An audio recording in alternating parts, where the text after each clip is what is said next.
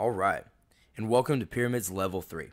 Now, in our first example and our only example, because of how long and complex this problem is, we're asked to find the volume and the surface area of the pyramid below. Now, what I want to start by doing is I want to start by writing these formulas and see is there any sort of similarity that would help give me a quicker route to solve both of these. So let's start with the formula for the volume. It's 1/3 the area of the base times the height. Writing down my surface area, I know it's this. It's 1/2 the perimeter times the slant height plus the area of the base. Now, if you look at both of these formulas, you'll actually notice that they both have the area of the base. And so that's what I want to start by finding first. So I come over here and we'll write, alright, well, the area of the base, and I look and I see the base has 1, 2, 3, 4, 5, 6 sides. And so whenever we have 5 or more sides, well, we're going to be finding the area of a regular polygon. And we know that the formula for the area of a regular polygon is 1/2 the apothem times the perimeter. Now, in this case, what I'd like to do is let me go over here to the side and let's fill in all the things that we can know or we can find rather easily. So let's say this. The area of the base, or the area of our regular polygon, is 1/2 times the apothem, which of course right now we don't know, because as I look here, I see that the apothem goes from the center to the midpoint, and we're not given that, times the perimeter, and that's actually something I can find. I see here that each length of the side is 9, and so let's go ahead and say, hey, our perimeter is going to equal to 9, the length of one side, times the number of sides. And as we counted earlier, we have 1, 2, 3, 4, 5, 6 sides. And we know that 9 times 6 is 54. Now this, you'll also notice the perimeter is not only here in this formula, it's also right there. So since the perimeter is something important, let's write this. P equals 54.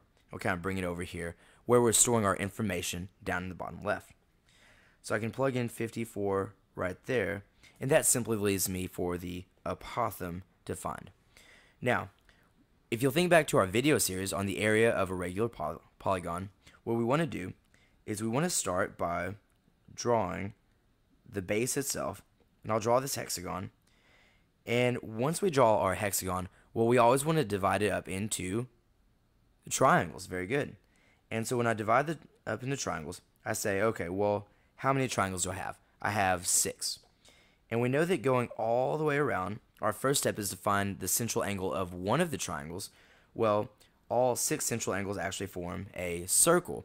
And of course, we'd ask ourselves, how many degrees are in a circle? We know that, of course, that would be 360 degrees. Well, 360 divided by 6, the number of triangles, will of course give us 60 degrees. And it's at this point, I'll write down the 9, the length of one side. And here's where this math actually gets a little bit difficult. So I want to go ahead and switch to a different color, and I want to show you that when I draw my apothem, this thing that we're finding, that of course goes from the center to the midpoint, well, it forms a right triangle. And that's what we're going to be working with right now. So going back to this magenta color, let me go ahead and start drawing that right triangle, where I know that the angle up here is of course going to be something that we'll have to find. And so let's go ahead and draw this apothem. So we're looking for the apothem, and we also know that the apothem cuts things in half. And so what we'd say is we know that our central angle is 60. Well, half of 60 will of course give us 30, and I had started to draw that earlier. That's my apologies. So we know that 60 divided by 2 will of course give us that 30. We also know that 9 divided by 2 will give us 4.5. Well, now that I have my right triangle, we can go ahead and start using our trigonometric functions in order to find this missing side. Let me switch over to blue here just so we can see what we're doing here specifically. We're going to say this. We'll use our tangent function because we're given the opposite and the adjacent. We'll say the tangent of theta, or tangent 30, is equal to the opposite 4.5 divided by x, are adjacent. Now, in this case, we want to get x by itself, and no matter what we do with our trigonometric functions, we always start by multiplying by what's on the bottom. Very good. And so we'll multiply this right side by x, we'll multiply this left side by x, and we're going to wind up with this.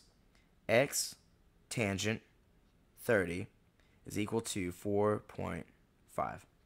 Now here's the problem. We know that x is still not by itself.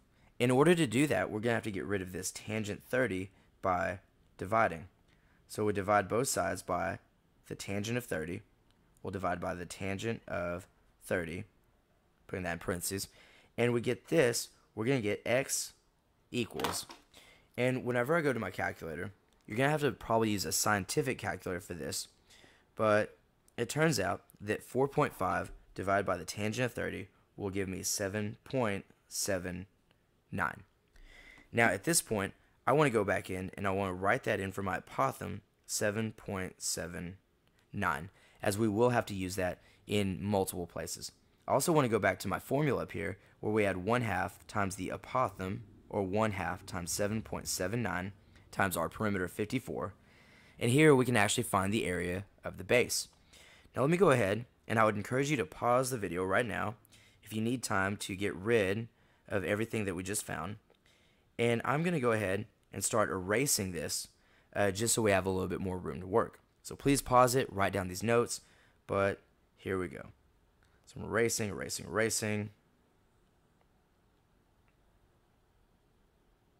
Almost there. Just so important that you want to work with a clean space so you can visually see everything perfectly. Okay, now going back to this kind of magenta color, let's go ahead and figure out what is the area of our base. And it turns out if we were to do this 1/2, or if you're using your cell phone calculator, you can of course call that 0.5, but 1/2 times 7.79 times 54, and it turns out the area of our base is 210.33, and in this case, since we're not given any units, we'll say units squared. Now once again, remember the area of our regular polygon is represented by this capital B, or the area of the base. And so I'll write that down. The area of our base is 210.33. Well, now at this point you might notice something. We know the area of the base. We actually know our height. We know that that's 12. We know our perimeter, that's 54. We know the area of the base, 210.33. But the one thing we don't know is we don't know our slant height. So at this point, I would encourage you to pause the video, finish writing down your notes if you have not done this already. And I'm going to pull up this eraser real quick, and I'm actually going to erase everything right up here. Because it turns out at this point, we're going to have to figure out what is the slant height. And that's our final thing that we need to know. So I'm going to just go ahead and erase that. Erase.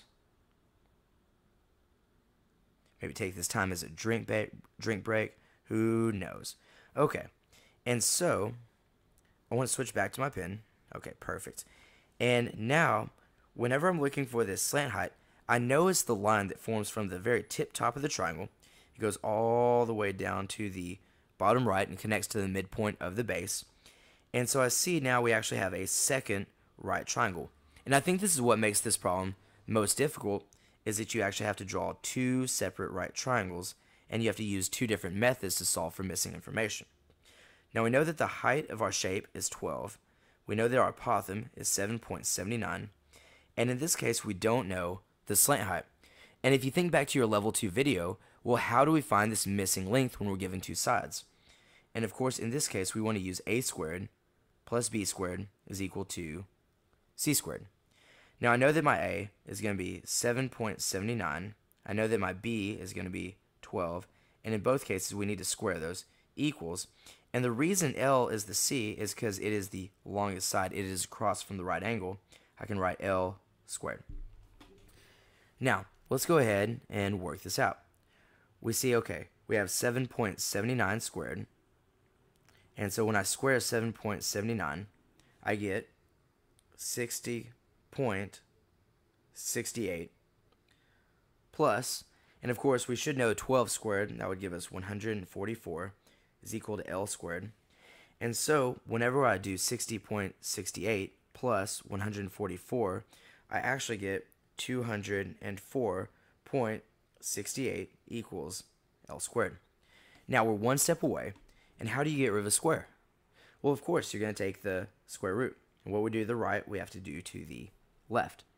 And it turns out the square root of 204.68 is actually 14.31 when we round. Now at this point, pause the video if you have to, and we're going to write L equals 14.31. I would encourage you pause it, finish writing down all your notes, but at this point we have all the information we need to find the volume and the surface area. So one last time, let me go ahead and erase everything that I need to get rid of here. And at this point, we're going to be able to start plugging in all the information and finding everything out very succinctly, very quickly. We've done all the hard work, and now we're just going to go ahead and finish out this problem. All right. So, here we go. All right. Let's go ahead and start with the easy one first. Let's start with volume. We know that volume is 1/3 the area of the base times the height.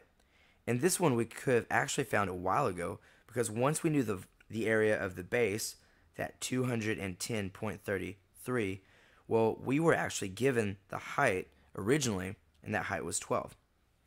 Now, as I've said in previous videos, if you're using the fraction 1/3 and you don't have a calculator that can just write fractions, I would say just go out 4 decimals and type in 0.3333 times 210.33 times 12, and of course we'll get the volume is 841.24, and of course in this case it will be units cubed.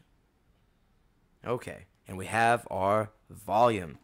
Now let's go ahead and move on to our very last thing. Let's move on to our surface area. So let's write out that formula. Surface area equals, and because I'm kind of running out of space here, let's just say, hey, here's the formula. We know it's going to be 1/2 times the perimeter, which we found here was 54, times the slant height, which we found there was 14.31, plus, and here we have the area of our base, which I'll just have to squeeze it in, that 210.33. Now, thinking back to our last video, we know we can do this in 2 steps. We'll do 1/2 times 54 times the slant height, 14.31. And let's go ahead and do that. So we'll do 0.5 times 54 times 14.31. And of course we get this, 386.37 plus 210.33. And it turns out our surface area is going to be